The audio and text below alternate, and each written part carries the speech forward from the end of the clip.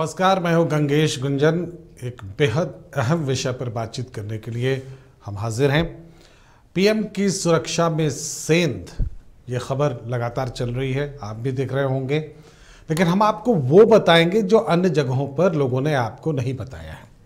सुरक्षा में सेंध, पीएम की व्यवस्था, जो पीएम की सुरक्षा व्यवस्था है उसमें सेंध है। देखने में ऐसा लगता है कि इससे प्रधानमंत्री की सुरक्षा निश्चित रूप से खतरे में पड़ गई, या इसमें बहुत ज़्यादा खतरा शायद पीएम को हुआ होगा। लेकिन इसके दूसरे जो मायने हैं वो किसी ने आपको नहीं बताया।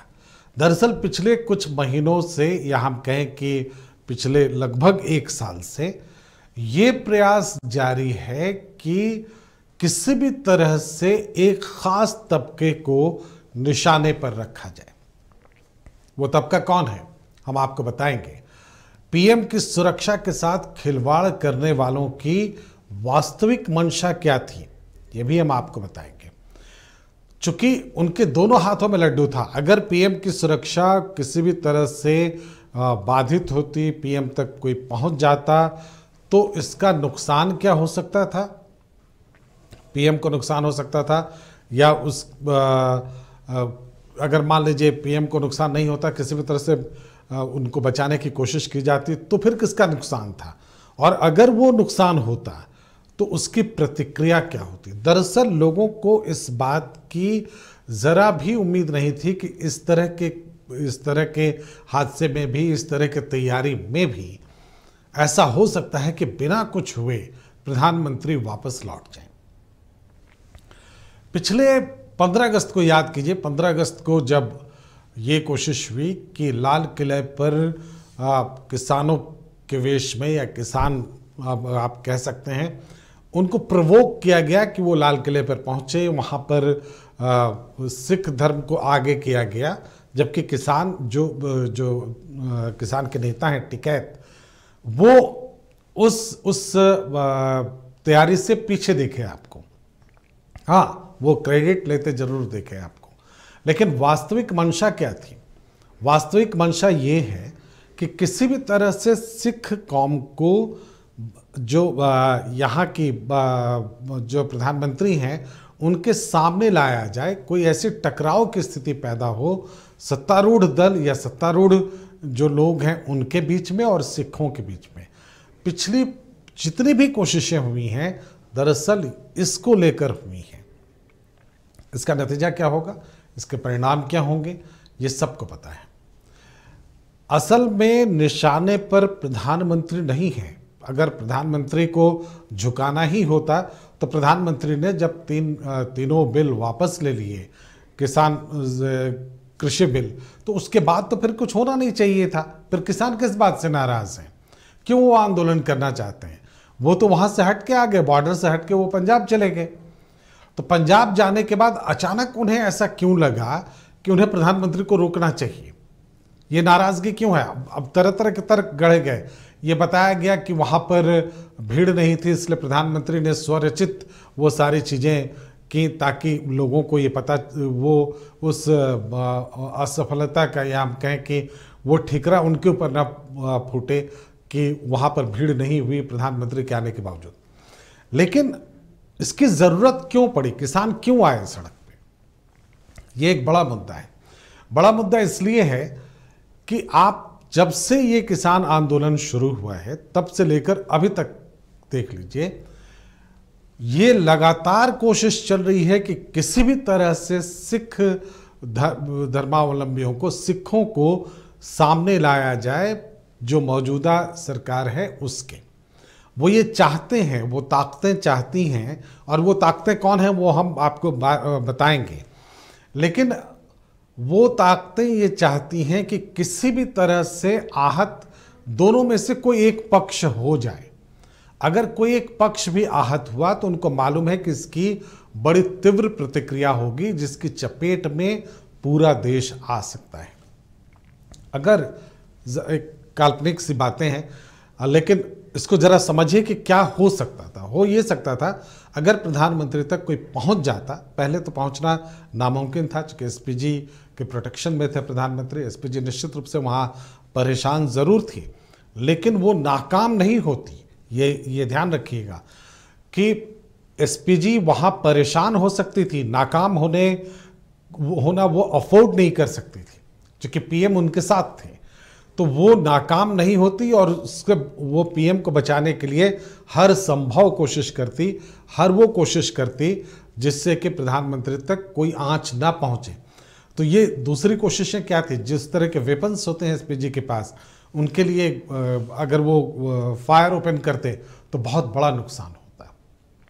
और फिर इसकी पूरी प्रतिक्रिया होती, पंजाब में भी होती और दूसरी जगहों पर भी होती, और फिर उस प्रतिक्रिया को लेकर भी कुछ और प्रतिक्रियाएं हो सकती थी।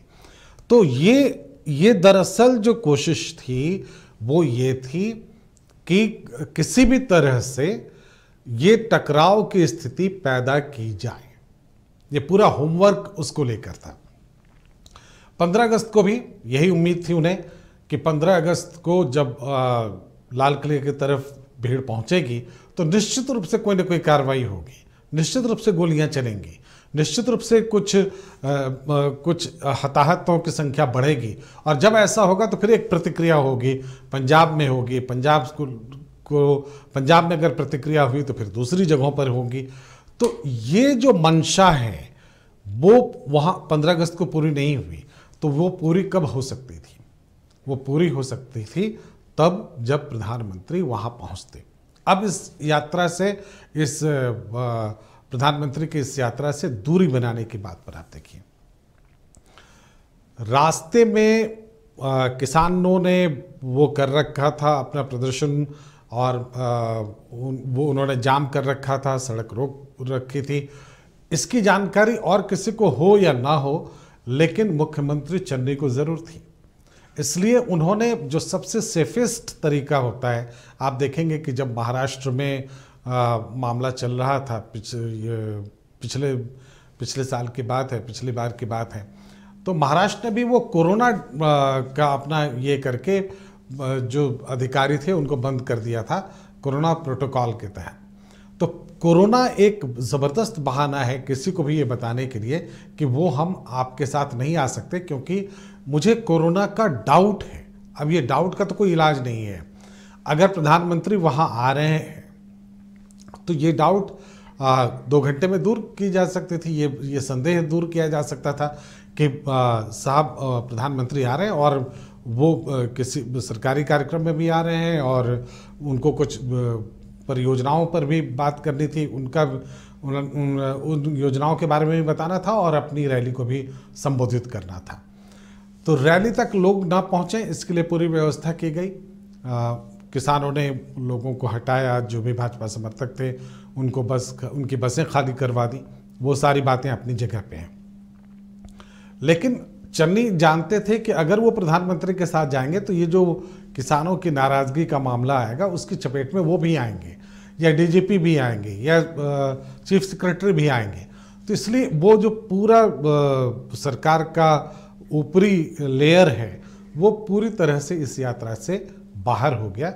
वो ये चाहता था कि प्रधानमंत्री इसको अपने लेवल पर ही डील करें और कोई भी फैसला ऐसा ना हो जिसमें ऐसा महसूस हो कि पंजाब के मुख्यमंत्री का भी हाथ है। अब मजबूरी ये थी कि अगर पंजाब के मुख्यमंत्री वहाँ होते तो क्षमा करेंगे, तो उन्हें भी कोई ना कोई रुख अख्तियार करना पड़ता किसी न किसी रूप में। तो असली मंशा ये है कि अभी भी है, और ये मंशा अभी भी है कि किसी भी तरह से मौजूदा सरकार को सिखों के सामने खड़ा कर दिया जाए। इसमें आहत जो हो उससे दूसरे दलों को, दूसरी पार्टियों को कोई लेना देना नहीं है। वो ये नहीं चाहते हैं कि वो बर्डन नहीं लेना चाहते हैं उसका। अगर सिख आहत होते हैं पूरे देश में, उसकी प्रतिक्रिया होती है और ये हिंदू वर्सेस सिख होता है तो उसका भी उनकी नज़र में स्वागत है। और ये कोई नई बात नहीं है। आप अगर पाकिस्तान टीवी देख रहे हो तो पाकिस्तान के मीडिया को देख रहे हो तो आपको मालूम होगा कि पाकिस्तान लगातार इसकी तरफदारी कर रहा है कि किसी भी तरह से सिखों और हिंदुओं के बीच में दंगे की स्थिति पैदा हो, ताकि खालिस्तान को लेकर जो बातचीत, जो आंदोलन धीमा पड़ रहा है वो उग्र हो सके। तो ये अल्टीमेटली ये है, किसान आंदोलन से अगर इसका कोई मतलब होता तो किसान जो कृषि बिल वापस हुए, मामला वहीं ख़त्म हो जाता। तो किसान आंदोलन को लेकर जो सिखों ने वहाँ जाम कर रखा था, दिल्ली को घेर रखा था, उसका किसान आंदोलन कृषि बिल से कोई लेना देना नहीं था। वो प्रवोक किए हुए लोग थे जो ये चाहते थे कि किसी भी तरह से सरकार वर्सेस सिख की स्थिति पैदा हो। इसमें आग में घी डालने के लिए कई नेता बीच बीच में वहाँ पर जाते रहे। अब जब प्रधानमंत्री वहाँ पहुँचे तो तरह तरह की दलीलें दी जा रही हैं कि प्रधानमंत्री डर गए, प्रधानमंत्री ने ये किया। अगर प्रधानमंत्री नहीं डरते या प्रधानमंत्री नहीं लौटते तो क्या होता, इस पर किसी ने ये नहीं बताया कि उसके बाद क्या होता। अगर प्रधानमंत्री तक आंदोलनकारी पहुंच जाते तो क्या एसपीजी बैठे रहते, उनको आंदोलनकारी के हत्थे छोड़ देते कि साहब आपको जो करना है कर लीजिए, हम यहाँ बैठे हुए हैं? ऐसा नहीं हो सकता था।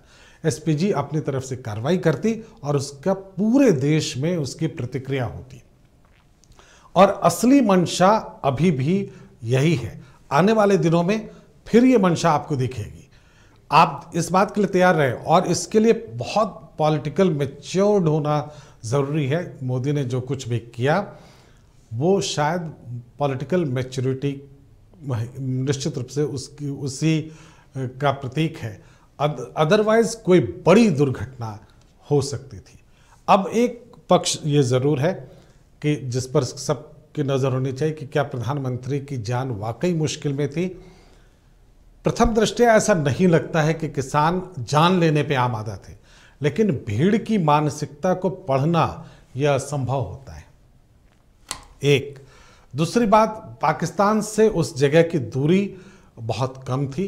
पाकिस्तान इस स्थिति में, जबकि वो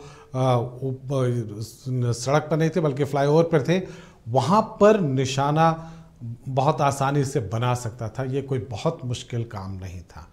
तो इन बातों को अगर आप गौर करेंगे तो आपको लगेगा कि प्रधानमंत्री की जान भी मुश्किल में थी।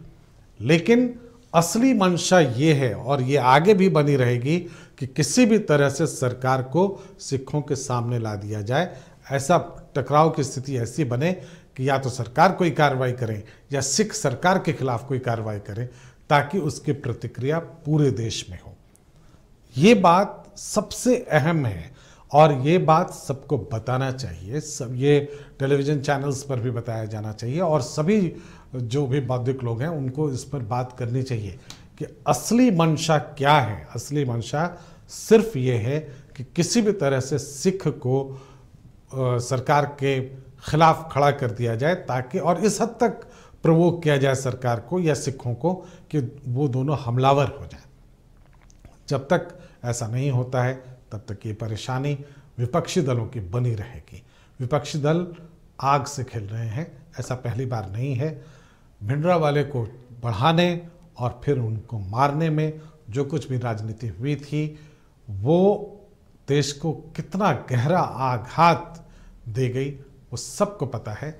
उसकी पुनरावृत्ति करने की कोशिश हो रही है, ताकि कुछ दलों के ऊपर ये जो दाग लगे हुए हैं ना कि उन्होंने सिखों के खिलाफ कत्लेआम मचाया, वो दाग धोए जा सकें। उस दाग को धोने के लिए वो ये चाहते हैं कि दूसरे के दामन पर उससे बड़ा दाग लगे।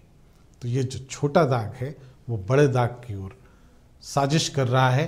ये साजिश कब कामयाब होती है या नहीं होती है, या पॉलिटिकल मैच्योरिटी के साथ ये मामला डील होगा, हम सभी इसके साक्षी बनेंगे, हम सभी इसको देखेंगे। तब तक निश्चित रूप से हम सभी को सजग रहना चाहिए और किसी भी तरह की प्रवोक करने वाली बातों से दूर रहना चाहिए। और अगर आपको इस तरह का कोई मटेरियल व्हाट्सएप पे या किसी भी सोशल मीडिया पे आता है तो एक बार सतर्क ज़रूर हो जाइए।